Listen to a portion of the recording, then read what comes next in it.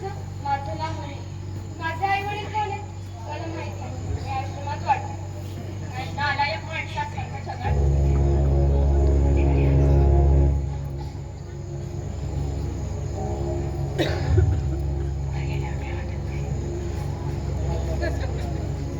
या या राव, काय डोकं फिरवायचं झालं तुम्ही? अहो माणूस इकडे अटॅक करून वर जाईल. हा? काय गोंधळ घातला की सांगा. ओळखलं का मला? मी तुमची मुलगी मुली. मला का आश्रमात ठेवलं?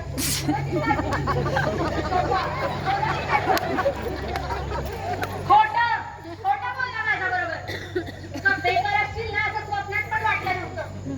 एक मुलगी असताना माझ्यासोबत? कोण ना कोण आहे या पोरीची आई? का हिला आश्रमात ठेवली? का? मला पण माझी आई कोण आहे? पण आश्रमात सगळी म्हणतात तुझी आई चांगलीच असणार, अगदी तुझ्यासारखी. तेव्हा मी त्यांना उत्तर देते, माझी आई माझ्यासारखी नाही तर मीच तिच्यासारखी आहे. माझ्या आईचं काय झालं मला माहित नाही. बघ बघ तिच्या तोंडाकडे किती निरागसपणे बोलते. तिच्यावर अन्याय केलाय तू. आता